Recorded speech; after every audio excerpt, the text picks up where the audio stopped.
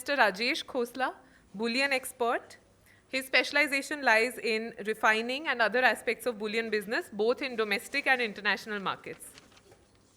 Mr. Viraj Didwania, who is the founder and managing director of Foresight Bullion India Private Limited, one of the largest pan-India silver traders in the country. And he is an ex-banker who has been with Morgan Stanley in the past. We have Mr. B.A. Ramesh, who is founder member and joint managing director of Thangmail Jewelry Limited. He is also president, Madurai District Diamond, Gold and Silver Jeweler Merchants Association. We have Mr. Arjun Raghavendra from IGPC at IIM Ahmedabad. He has been an IRS officer and is currently legal counsel practicing out of Delhi.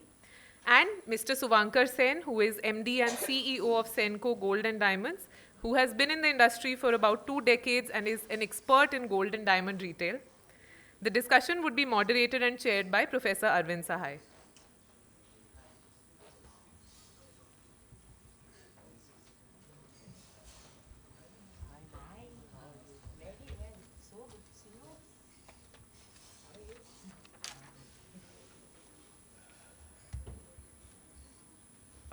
So this has to be probably a really powerful, well-informed panel with many different facets over here. So thank you everyone for being here.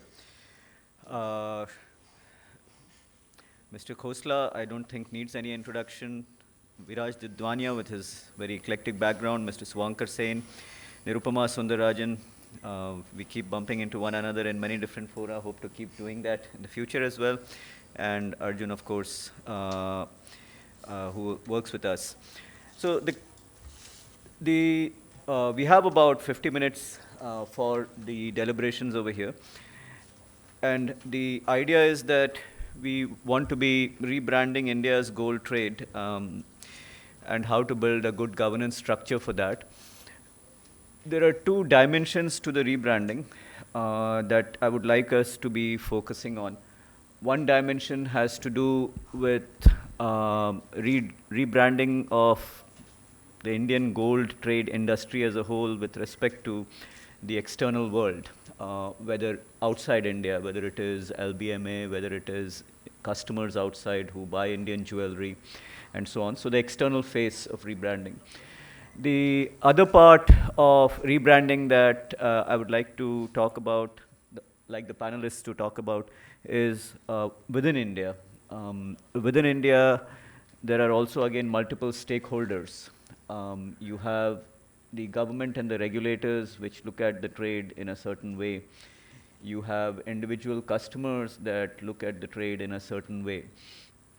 So those are the 2 different dimensions that one would like to focus on. And I realize that some people on the panel here would be a little more focused on one part of the audience. So jewelers like Mr. Ramesh or Suvankar Sen would be focused much more on Indian customers of the gold trade.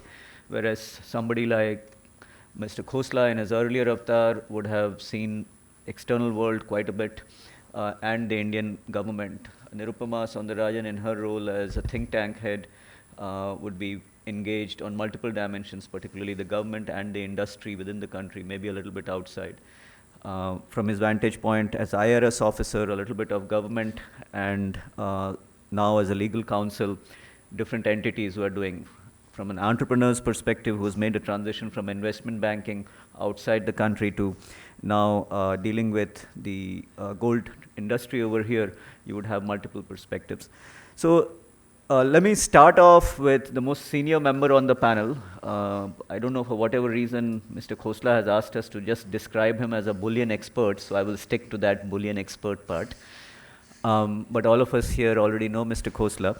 So let me start off with your views on this. And the goal, of course, of this is that rebranding has to lead to a quantum change for the industry as a whole.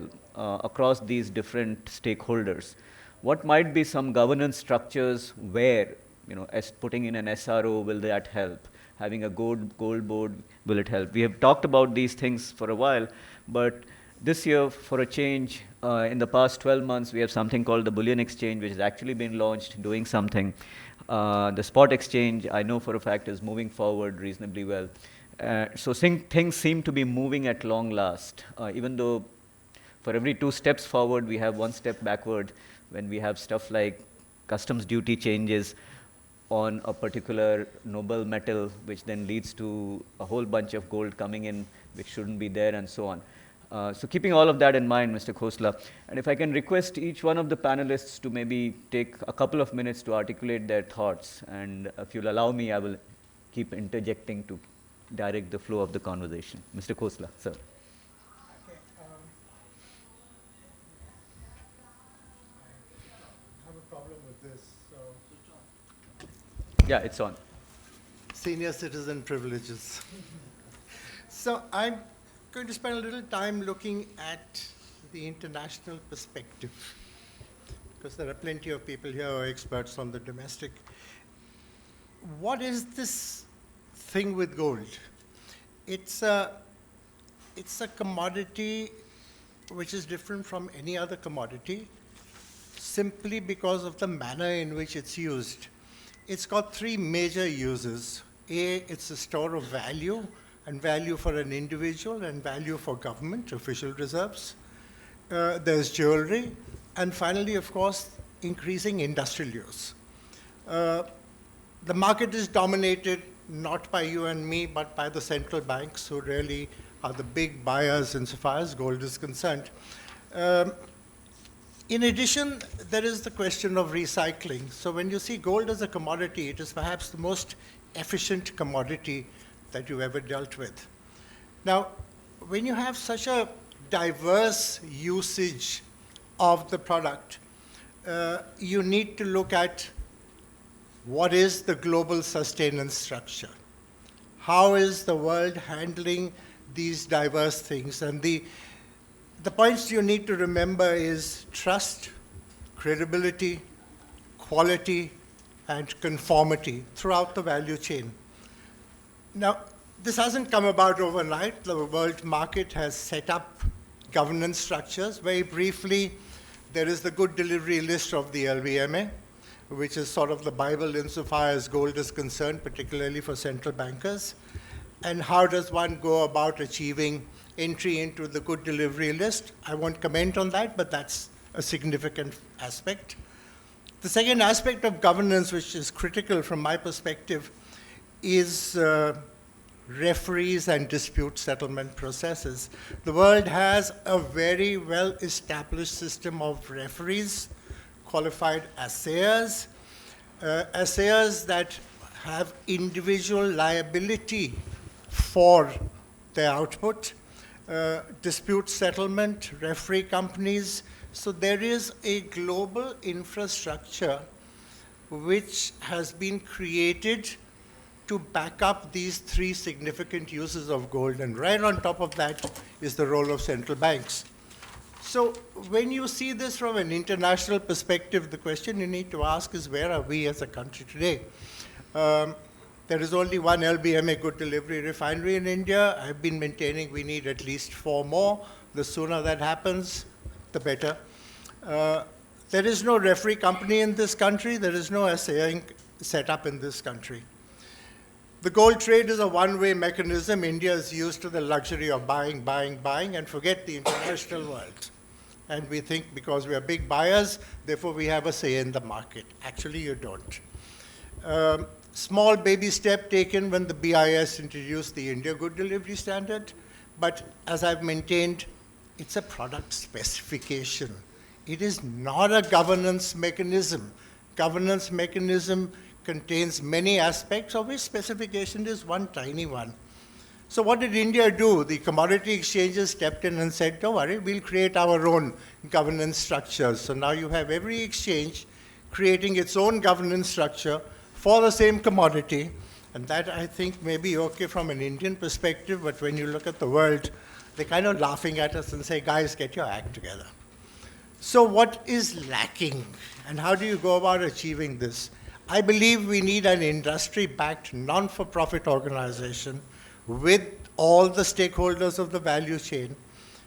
that are charged with looking at this global governance setup and attempting to create a similar setup here. That is the technical bit. There is, of course, in parallel, what I call the non-technical bit. There are issues with regard to customs, GST, bullion banking, RBI exchange control manual, EXIM policy, you name it. The whole world sort of seems to descend upon gold and think that this is not a good thing to do. Let's not talk about it. Let's make it as difficult as possible. So India Good Delivery was the first step in the journey or the roadmap for creating a governance structure.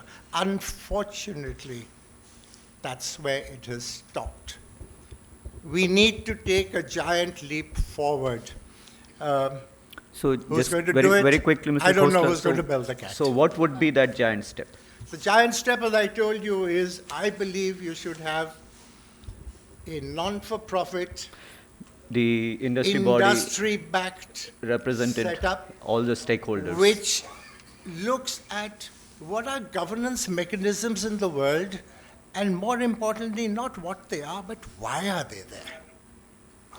And how can we as India tailor ourselves to fall in line with a international governance mechanism? You could very well turn around and say, why should I do it? I'm very happy in India. My business is going on. I don't have a problem. To hell with the rest of the world. That's a very narrow-minded approach. One day or the other, you're going to have to adjust yourself to how the world operates. So This let is me the time. You took the first step with India Good Delivery. It's been 3 years since that happened. I seem to have, got into a zone of comfort. Wonderful. Hey, India Good Delivery ho gaya, theek hai, ab aaram karo. So one of the largest stakeholders in the business are jewelers, and we have two eminent jewelers on the stage over here. So let me actually ask them to respond to this particular idea. A self-regulated organization which represents not just jewelers, represents refiners. Everyone in the value chain. Everyone in the value Everyone chain. in the value chain. Which acts to maximize the size of the pie as a whole of the industry, not just the pie for the jeweler, Absolutely. not just the pie for the refiner, or not just the pie You for the have to bullion look at trader or the concerns of bank. central bankers. They everyone. hold such a huge amount of gold, and of course they're worried What- about what they're having. What would you say, Mr. Ramesh and then Mr. Sen? He's passed the buck. So hi, good afternoon, everyone. So as the whole topic goes, it's all about creating a perception and a image of India as one of the highest standards in terms of what is to be done, to be made as one of the best standards in the whole world when it comes to the gold trade. Now, as Arvind sir has rightly put, that there's an external aspect and an internal aspect.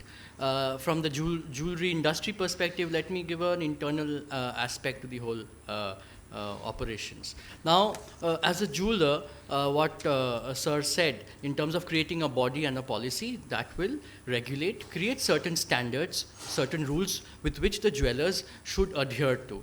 Why? Because, not all individuals are willing to accept compliances, or not every individual is willing to accept rules to do their business. But the reality is that if really a benchmark and a standard has to be put in place, then the heights of excellence, striving towards getting the best possible manufacturing, the best possible standards for the karigars and the workers who are working for you, the best possible standards for the products that are being manufactured, the standards for the service that one has to give to the consumer, to give really worth value for the money that the consumer is paying, and to create policies and processes and operating procedures for trust and transparency. For Senco Gold and Diamonds, being more than 50, 60 years in the business, and myself being a member of the Gem and Jewelry Export Promotion Council in the board as well. So there is a lot of opportunity that we can see for capturing the global gold market, jewelry market, diamond. We are anyway ahead of the other members in the whole world in terms of exports. But the thing that we need to really look forward is people should look towards India, that they are conscious of quality in all aspects. For Senco, we are looking at RJC, the Retail Jewelry Council, which is a world-level body that sets the parameters and the standards. Now, when you apply for that, we came to know that AML, which is the anti-money laundering policy, is something that the company should adhere to. Now, we have private equity investors in our board. So we are used to the fact that data, information, the way the business is being operated is being shared with all stakeholders, which includes the government, which includes your investors, which includes various members of the businesses, including maybe your karigars, your vendor partners, sharing not only of the overall vision and goal, but how the business is doing. And if that stakeholder approach is happening and there is a lot of trust amongst all stakeholders, we will itself see that overall as an industry, we are improving our standards, improving the trust level. And if the trust level with these regulators and government and bankers are happening, automatically the consumer will also feel that yes, this industry is doing a lot towards the society. Now coming to the in thing of ESG, environment, social and governance. Now from a governance perspective, these bodies will help. Not everyone will be conscious. So from our perspective, we are going out of our way and adopting policies, processes, so that there is a whole way that the whole organization would work. Even though it is painful in the short term, but in the long run, we see that it builds a lot of trust and goodwill for the organization, for the industry. From a social aspect, our members who are working at the retail level, now what is their quality standards, their training, their quality of life? At the factory level, we are all working towards creating a better ambience. So sir, the ultimate objective is that it is not a narrow focused approach, but a broad-based approach. And I think that the body that has been spoken about has to look at a wide perspective to create a great perception for consumers in the country and for the world, that they will follow that this is what Quite Indian. agree with you. That's how so I if would I kind like of to pick up on that point that was made by Mr. Sen and ask Mr. Ramesh to kind of do some loud thinking. I am not knowing about those things because we are simply retailer. Mr. Sen, whatever he says, I accept. If it is coming, it's very good for sabko acha. Oh, very nice. So we have two people who are already sold on the idea of the SRO. If that is true, then let me go to our legal expert in the council over here. So Arjun, if my question to you would therefore be, what would be the legal structure of such an SRO that might actually work in this context? How would you put it together? How would you construct it, get people on board, given that there is a GJPC, there is an IBJA, there is a there is MGJC, there are so many different industry associations. Who is going to represent what? How is it going to happen? And what would be the legal standing of this particular body and its relationship to the government, for example? First of all, thank you so very much. It's an illustrious panel, means a lot to be here. But if I may be permitted to slightly make a contrarian view, to add some spice to the discussion view, I mean, I pick it up from where the professor left. I think solution to a problem in any system, from my conservative point of view, is not creation of a new legislation or creating a new institution per se, because we used to make fun in government that every time there's a problem, the easiest way to come out of it is create a commission. And then there is a report and you sit over the report for a very long period in time. So the fundamental or the conceptual understanding, I would say 3 points. The first point is, how do you ensure that we don't miss the forest for the trees? Because in policy making, there's a lot of policy that is being made on a regular basis. Let me just explain this through an example. Every time India is signing a CEPA or an FTA, the presence or otherwise absence of the gold in itself becomes the center point of that policy making. But unfortunately, we don't have a system as to how do you deal with, let us say, a trade negotiation when it comes to gold. And here what I'm trying to explain here is not talk about the idea of having exceptions. I want to appreciate that there should be a very clear framework of how do we deal with the rule vis-a-vis the exception. Unfortunately here we end up mixing the two. Then the second idea that I want to put forth in a policy making structure is how do you synchronize the different aspects of the dimensions of policy makers Professor was rightly pointing out about different agencies who exist today. But similarly, we have a system where you have RBI making rules, you have DGFT making rules, you have customs making rules, you have enforcement agencies doing. So unless all of them are going to be synchronized, put together in one room, come out with a policy which is going to take care of these different aspects, there's going to be a problem. And third, which I think is the most important aspect, from a policymaker's perspective, is there's always an idea as to how do you enforce or how do you ensure regulation is there to punish the corrupt or punish the fraudster or the wrongdoer. There is no incentive for being honest in the system, to be very frank.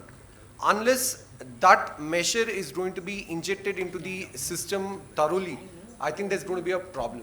And for the SRO, I think my initial views are going to be like, the professor says there are too many organizations. If we're going to add one more to it, I mean, who's going to be the gorilla in the living room then? Which brings me to Nirupama Sundarajan of Pehle India Foundation. And then I think Mr. Khosla also wants to make a point. But let me first ask you as a think tank person, because you have been at the forefront of putting together policy initiatives, ideas for the government, some of which has actually been implemented in many ways over the past few years. What would be the think tank perspective, especially a Delhi-based one,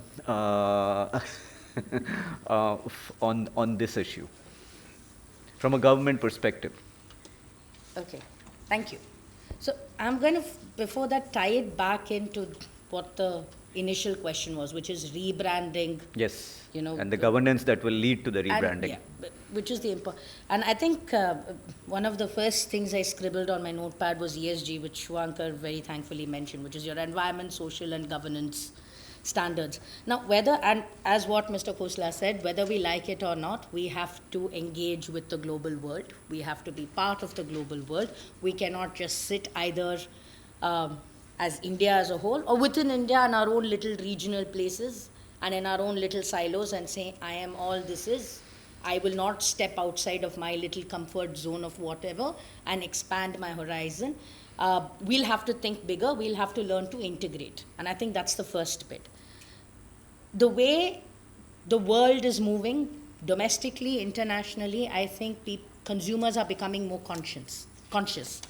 They want to make sure that they're consuming products that are made correctly, by which I mean you don't want bad practices there, whether it's in terms of labor, whether it's in terms of how environmentally friendly they are or not friendly. And those choices are becoming more and more clear. There is a direction that is coming from a policy point of view, but it is also becoming very evident from personal consumer choice. Each of us are becoming more and more conscious about what kind of products we buy, what kind of sectors we invest in, and you're getting tags such as green and environmentally friendly and not friendly, polluting, carbon footprints, carbon credits, all of that's at play. Now, somewhere the gems and jewelry sector will also have to come in. Today, in India, ESG principles are mandated of listed companies. Now, if you're going to list and if you are a listed company, there is already a certain expectation of you. But it has to go beyond. And this is where I'm coming back to the point you're saying, that I also believe inherently governance has to be from the self. There is something called self-governance. A government can only do so much. Regulations can only do so much. And I'd rather that as a sector, as an industry, one learns to govern ourselves, regulate ourselves, and bring in best practices for ourselves in our interest, rather than expect an external agency, such as maybe a government, for whatever role they play, absolutely fine, but to keep policing us into telling us what is good and what is bad. We are the same industry which sometimes says that the government doesn't really understand how we function. We are a very complex industry. There is a lot that's going and they may not get all the nuances, which means that we should also therefore keep in mind that we are probably the best to govern ourselves and bring in place the best policy. So that in mind, an SRO, a self-regulatory organization, makes a lot of sense. It is also something that is being very commonly followed and advocated by the government itself. I'll give you another sector which recently has come under a lot of discussion, which is your online gaming sector. Recent rules, which is basically your games of skill, etc., recent rules suggested by the ministry, METI, has actually asked for setting up of an SRO there. It's a very well done SRO, which actually they've given you a composition saying you need different stakeholders, from psychologists to people who are familiar with the industry, and nowhere have they kind of put themselves in. So you don't need the government to be part of the SRO. There is a nod from them, certainly. But at the end of the day, it has to be a collective initiative of the industry. When it comes to many different agencies being in place, sure, and they will all exist. The idea is at the end of the day to build consensus. So either each of these become, so I'm not one who's, ideally if you could have one for an industry this large, great, but it is not unheard of that sectors have multiple SROs. Microfinance institutions have 2 SROs that operate.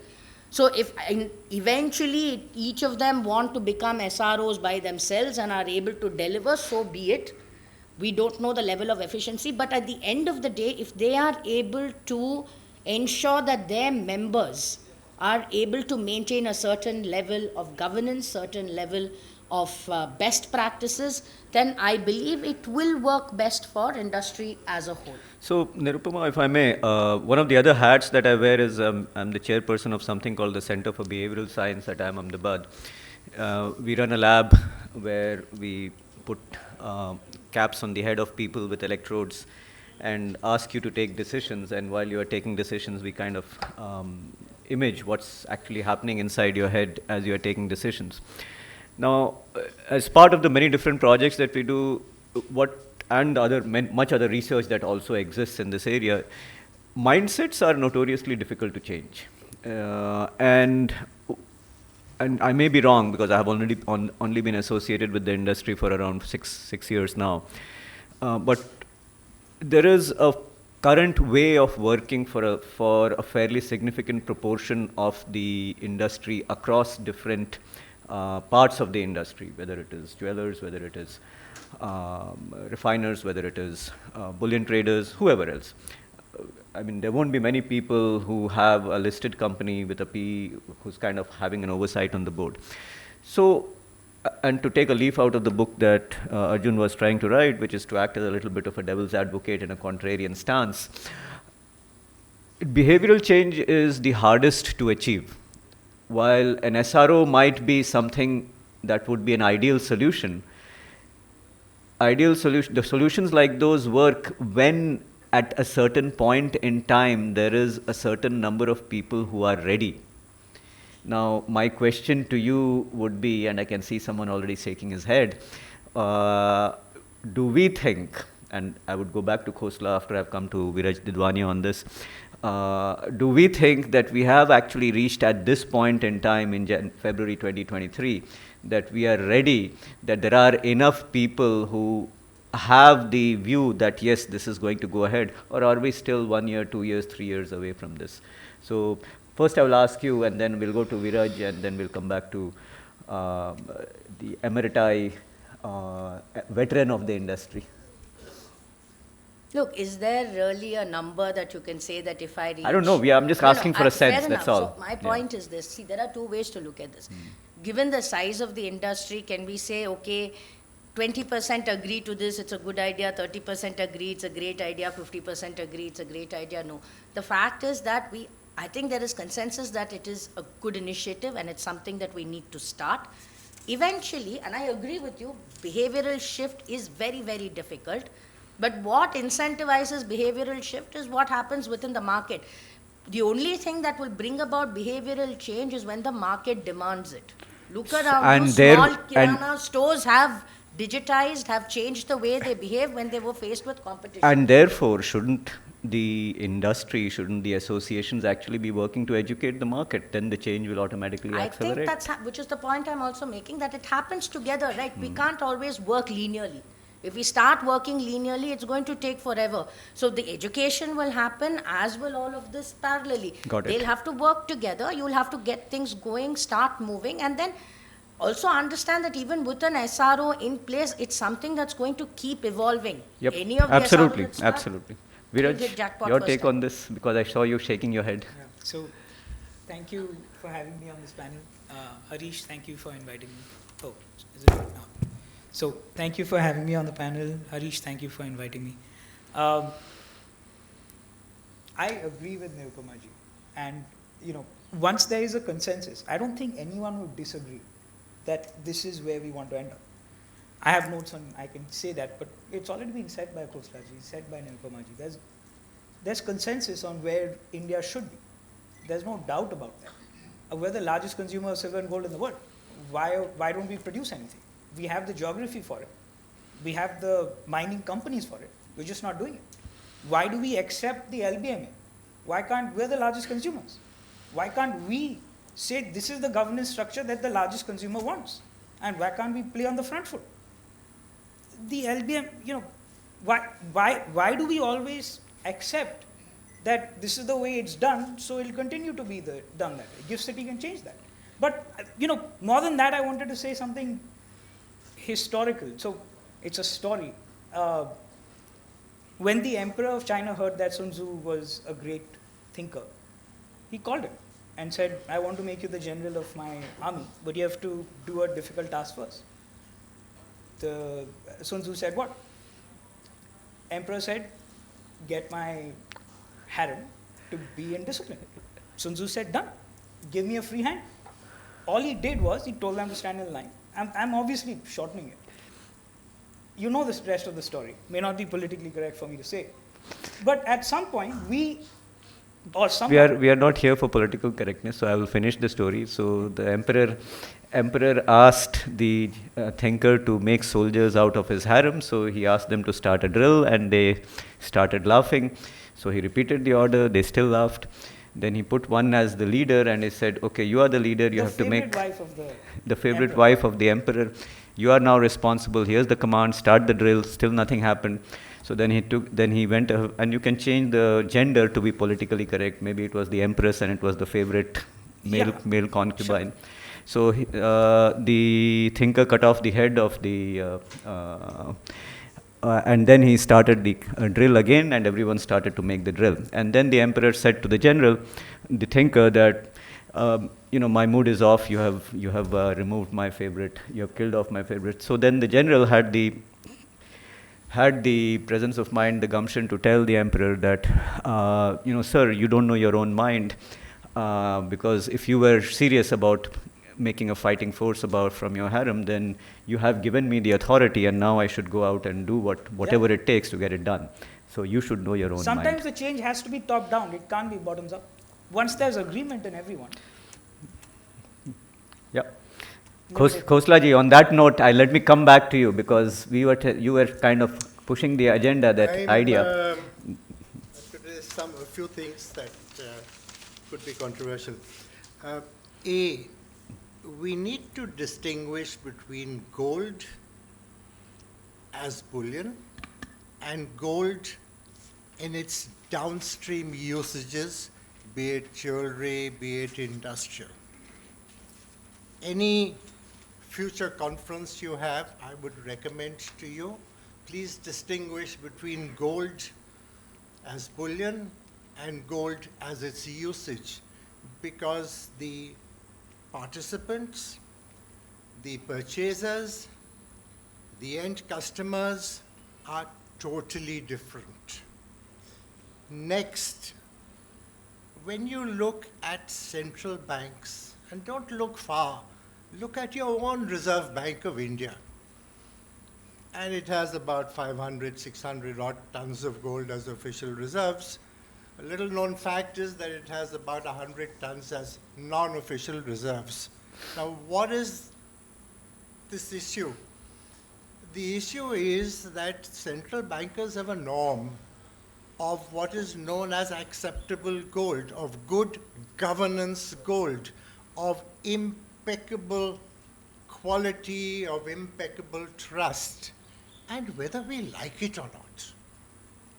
That happens to be emanating from an LBMA good delivery refinery. We may think LBMA is rubbish. You may have your own opinions on that. But unfortunately, central bankers and the rest of the world, when they look at official reserves, they stipulate that they should be emanating from an LBMA good delivery refinery of a particular shape and size. This is 300 years of history. You can't change it overnight. So when you look at the major user and then you look at the downstream user, these key factors come in. You want trust, you want respectability, you want purity, you want impeccable origin. You need to tick all those boxes, which is your governance structure for gold. And you cannot apply this governance structure for gold to a governance structure for jewelry or to diamonds or to anything else. So please focus. And who are the guys who then get involved in creating this gold, which is bought by any central banker in the world? Whether you like it or not, these guys are a handful of refineries. There are 74 odd LBMA accredited refineries in the world. Now, we may think that they've created standards which leave out countries like India. You're entitled to your viewpoint. But unfortunately, that's not the way the world works. Now, when you talk about international governance, and you talk about gold as distinct from jewelry, you've got to set a benchmark for yourself, and your benchmark is very clear. Is the RBI going to buy my gold and put it in its official reserve? That's your first hurdle. In the process of crossing that hurdle, you would have achieved an international governance structure for gold. I'm not discussing jewelry over here. So be very clear on what you want to do. You have a limited target in terms of it can only emanate from refineries.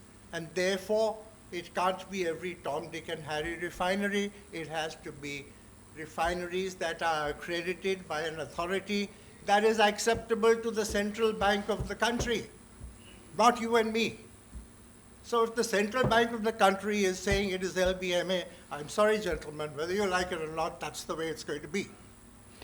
And Till you come up and say, I'm doing everything that the LBMA is doing plus more. And then you will need to go towards international accreditation. I'll give you a very simple example to end this all. If I need to export drugs and medicines and pharmaceuticals to the US, the fact that I'm licensed by an Indian authority is meaningless. There's an American drug control regulator. I've got to pass his test. I've got to meet his requirements, and then only can my medicines go over there. The same is true of gold, as distinct from its downstream usage. There is a handful of central bankers, and they're the guys who are going to determine what is acceptable, and it then trickles down to its downstream usage. So that's my take on this. Don't reinvent the wheel. First step, see what the world is doing, see what the central banker wants you to do, and just do that. I think Shivankar Sen wants to kind of... Yes, just to add to the point. As the question that you asked, sir, is that the SRO, I think, to really go forward and execute it, the policy, if in place... Actually, if I may, if you just pick up Khoslaji's point and Yes. then also share a little bit about how the SRO might go, and now I'm changing my stance a little bit and jumping on the other side. As a moderator, you will have to allow me the Right, privilege that I right. can go on both sides. Right? So- How will the SRO actually help to do what Khoslaji has just said? So with the whole, taking from Khoslaji's point, as the standards that one looks at, right, it has to come from the top. The question of when and where should not be there, it should be in place. And second is that people who starts following it should start getting any form of incentive, be it rewards, be it financial, be it support from the government, be it whatever. And the moment few people amongst the whole group starts following it, be it at the refiner level or whichever level, automatically they become the role models and the others starts following. So it is high time, I think we all agree that it has to begin. fundamentally being a consumer, being India, being one of the leaders in the world. So it is now time to execute. Yes, then the regulation, the rules of those who are following and not following, whether to punish those who are not following, maybe that comes in the second phase. But to appreciate those who are following, that's from a behavioral perspective. Then people start adopting it, that this is for my well-being and not to penalize me and make me feel bad or make me feel like it's like a headache to do my business. So I think that's the way one should go ahead and find a solution. So on kind of trying to now pull together the different threads and try to maybe put a couple of specific action items on the floor for discussion and for your comments. Let us assume for the moment that there is an SRO. The SRO has representation from jewelers, a jeweler who is more internally focused, a jeweler who is more externally focused, a refiner who is LBMA accredited or not, bullion traders, karigars, central banks. So an SRO, for the moment, if I'm going to assume that such an SRO will come together, that each one of the different representatives is able to agree to send, each one of these different players is able to agree to send one person into this SRO, and the SRO has some legal entity that is there.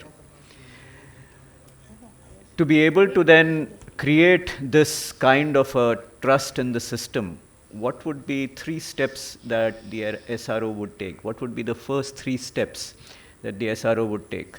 And I'm making certain assumptions. One assumption is that the SRO has the credibility, the social capital that it has been given by each one of the industry associations that it is representing, and so has the wherewithal to actually make those decisions stick. Second, that the SRO also has the credibility from the government, different arms of the government. Both these are very, very large assumptions. Has credibility from different arms of the government that therefore when the SRO suggests something, the government says, okay, we are okay with it. And third, the SRO has the overall responsibility for the branding, rebranding of the Indian gold trade, which, as Mr. Khosla has pointed out, may not necessarily, the brand perception just now of the Indian gold industry may not be that great. So over to you, gentlemen. Who would like to take a first crack at it? I hope I was not too long-winded. So what is it? I'm a professor, so I'm allowed to be long-winded. What are a couple of things that one needs to do? I'll take a crack. Let's Please. see. Let me try at least. So SRO is about industry recognition. So I'm going to kind of just talk about the self-regulatory organization. At this point, we're not going to go into whether every part of the value chain needs one, whether we need one, we need many. But at the end of the day, we're saying SRO. It's an important initiative. The One first step- SRO for the entire industry. There you go. Okay. There's already a shake of the head over there. No, so I you wish you lots and lots of luck. I don't need the luck, sir. The industry does. Look, I don't think these are bits. I think one SRO is great if it works, but there's no harm if there are multiple either. As I said, microfinance industry is a relatively small one. You have 2 SROs that work there, and they work very well together. So I don't think it's necessarily a hard and fast rule. So but let therefore- me go with your answer. We'll No, assume therefore, one what the SRO. panel is saying that there should be multiple SROs, at least as a first starting point. No, I don't think anyone's saying. I think what everyone's agreeing to is start with an SRO. See how it goes. If one SRO is able to deal with the asks of the entire industry, so be it. Excellent. If naturally things So I'm going to muddy the water a little bit more. demand for more, I'm sure We it- probably with what have you just said. probably have a 1, 2, 3 year time window in which we can get our act together. If we don't, then we will be stuck at our low level equilibrium. No, I think taking what Mr. Khosla is saying, just as a pointer, and then we have one SRO, but we have multiple whatever under that one SRO, so that we address the concern of the individual stakeholders. So the refiners and the can have one of their own sub SROs under a central SRO. So that work of the sub SRO does not get affected because of the whole chaos that might happen with multiple stakeholders. I think that's how we should look at it. See, I'll also say something else. Look, at the end of the day, while I agree with Mr. Khosla that how business, the stakeholders of bullion and the stakeholder of jewelry businesses are different. But I would go a step further and say good governance is the same across board, irrespective of what sector you're in. It doesn't matter whether you're a jeweler, whether you're a refiner. The standards may be different, but when you're looking at good governance principles, the broad principles, whether it's saying that, look, I will transact fairly, I will be transparent, I'll have a good and fair board, I will be good to my people who work with me. Those are universal good governance principles, which are the same worldwide. So again, taking a leaf from what Mr. Khosla said, these are very common principles of ESG adopted also internationally. So from that angle, I don't think it matters, and I believe as a first step, instead of going into the nitty-gritties of how each of these verticals should be doing business, because you're looking at governance, I think if the SRO, a single SRO, can just lay down these broad principles of good governance, which is the same irrespective of who you are, how small, how big, adopt these first. This in itself, I believe, will create the necessary change in governance for rebranding. We can get into the next leg of what the nitty-gritties are if we even need to. But broad principles of governance can be laid down by one SRO, which is agnostic of sector or type of business. Mr. Ramesh, would you agree? Why? World Gold Council, they are ready to give already best practices. If we accept, it's very useful for us. I wish everyone would have thought like you, then life would have been so much simpler. I agree with her fully. Yeah.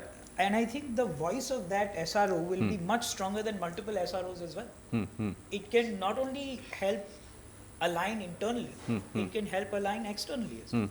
Mr. Khosla? Well, I think we're getting overshadowed by administrative convenience. And in the process of adjusting to administrative convenience, we're losing track of what we actually want to do. Now, you can spend the next year determining common set of norms for this SRO, or you can create a common set of norms in one day. It's not rocket science. But you need to look beyond that. You need to look at ground reality. And ground reality, as Mr. Sen has said, is that you will need specific SROs for specific segments of this entire gold value chain. I am confining myself only to its origin, and that is gold in the form of bullion.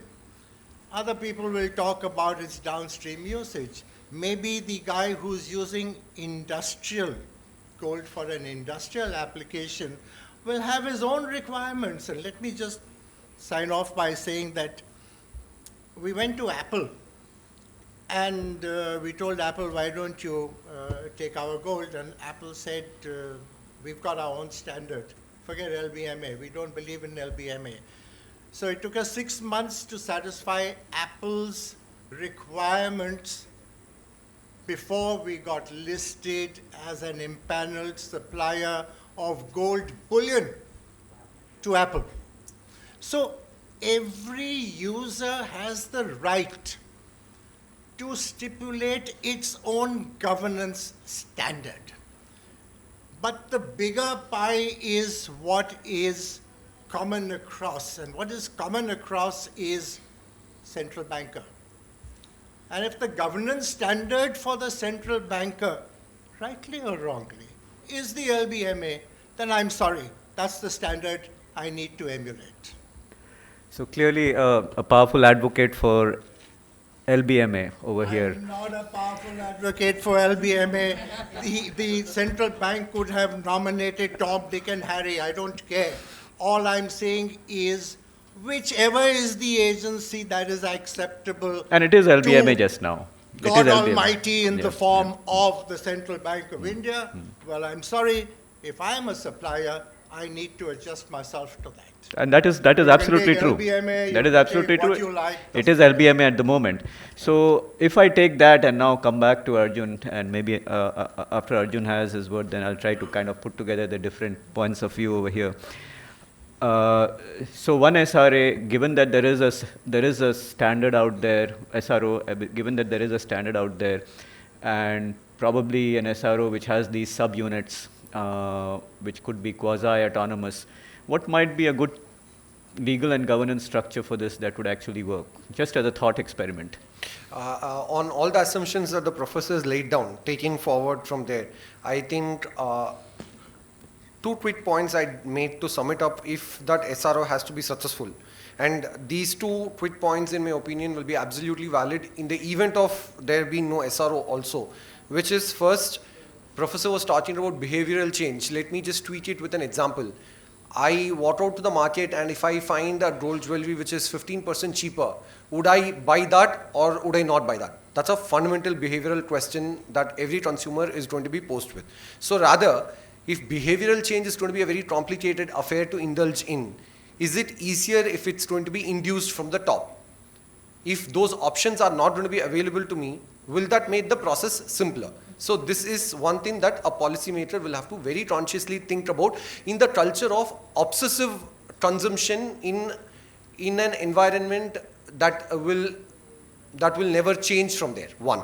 Number two, the second point I was wanting to make is, as much as we would want policymakers to indulge in these tweets, and provided the policymakers decide to think in those directions, just to, second what Khosla sir has been canvassing rightly, is how much are the different stakeholders ready to move in the direction of compliance, irrespective of whatever be the policy or the procedural outcomes. I think these two will have to, and to just requote what I said in the morning, this is the only way in which we will be mainstreaming the entities, and unless this mainstreaming is going to take place, I think the question of branding looks like a very distant dream.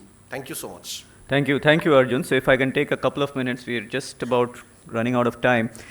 Take a couple of minutes to try and wrap my head around the many different strands of thought which have come over here. One is the top-down versus the bottom-up. SRO is a much more bottom-up kind of an approach. Clearly, there is an existing standard out there, LBMA, which can, and central banks are very clear arbiter of what is an acceptable standard. So if that is what the SRO has to aim for, then that's a choice that the SRO will also make. That may need some push to push it in a particular direction. Some parts of the SRO will push in one direction, some parts of the SRO will push in some other direction. Maybe there is a role for the government over there to stipulate that this should be the direction in which the SRO should go if one wants to square that circle. From a behavioral perspective and from where we stand at this point in time, in terms of the thinking of the people, I would not say that the people who are on this panel are representative of large swathes of the industry and their behavior. When Mr. Ramesh says that he is ready to go by what the World Gold Council is saying, that's fantastic news, but maybe around 30%, 40% is ready. There's 50%, 60%, maybe even 70%, which are not yet there. And therefore, the question to me is, at what point it becomes a self-sustaining dynamic, if you will. So that self-sustaining dynamic is not going to happen if there is just an SRO, but there has to be a very conscious push to educate the rest. There has to be a sustained push to educate. And one part, clearly, which I can observe as a relative outsider, most people here are insiders in the industry, is that there is a whole bunch of what I call as local optimization rather than industry-level optimization. And that has to be a part of, there has to be a very concerted effort which shows this is how, with numbers, this is how so much more value addition is possible to every part of the industry if we chose global optimization rather than one part of the industry optimization. So I will leave it at that. Thank you very much for a panel which I tried to needle a bit to get some responses out, and I hope you will forgive some of my rather pointed questions. But I hope you enjoyed the session. Thank you, Mr. Sen, Ms. Soundarajan, Khosla sir, Mr. Dibania, Mr. Ramesh, and Arjun. Thank you so much. Lastly, I would just like to add that we learn in management that you will never get 100% perfection. So go for it, and then you keep perfecting yourself. Exactly so that's right. how we should look at it. So there will be some questions, I think, from the No, I just wanted to say about governance in the industry. All of us know it's anyway, it's like measuring the water above your, the level of the head. That's a saying in Tamil. Once the water is above the level of your head, whether it is 1 feet or 2 feet, what is it? Yeah. You're dead anyhow. Yeah. So the question here is, we have taken up the task of bringing governance. There are good people like those on the bench. There are lots of people there. There are others who have to be yet convinced.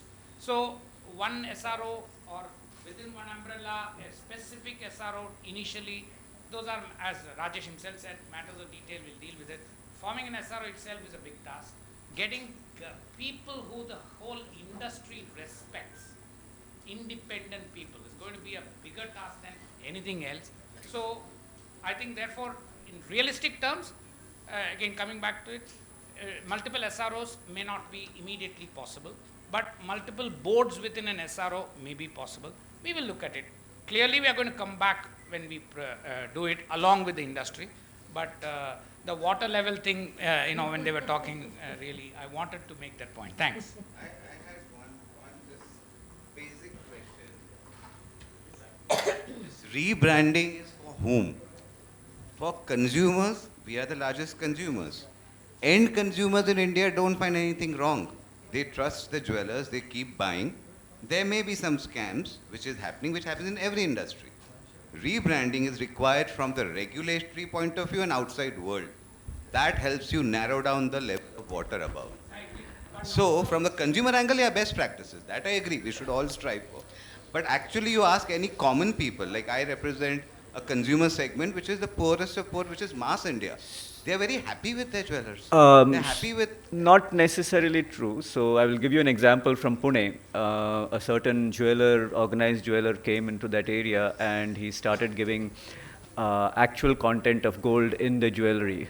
And over a period of around 3 to 4 years, many people who were going with their traditional jewelers started shifting because they realized that the actual amount of gold had a lot of variation when they were going into other places. Not necessarily because it was intended, but that was the way it was. The manufacturing practices or something else would not have been replicable over large scales. So that consciousness is coming amongst, as Nirupama ji was saying a little while earlier, that consciousness is beginning to come. And so willy-nilly we will follow.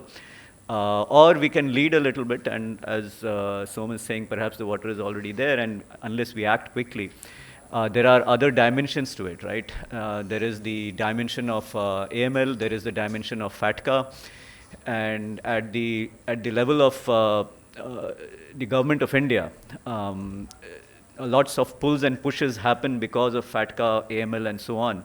And our negotiating stance actually suffers a lot if a certain industry or industries have not taken that step forward. And therefore, given where we are, and now I'm kind of changing the topic slightly, geopolitically and as a country, we cannot be at a place where the industry is holding back certain things. And so therefore, both need to work in tandem, the bottom up and a little bit of, as Viraj was talking about, a little bit of top down perhaps would also be needed. It's not going to be one way or the other. And the last point which was made, we have to start taking steps. Unless we start taking those steps, it's not going to happen. Thank you very much for that lively discussion, which left us all with some interesting takeaways. I now request Ms. Minnie Nair, Manager of IGPC, and Ms. Meenal Marathe, Lead Analyst IGPC, to felicitate our esteemed panelists and present them with the mementos.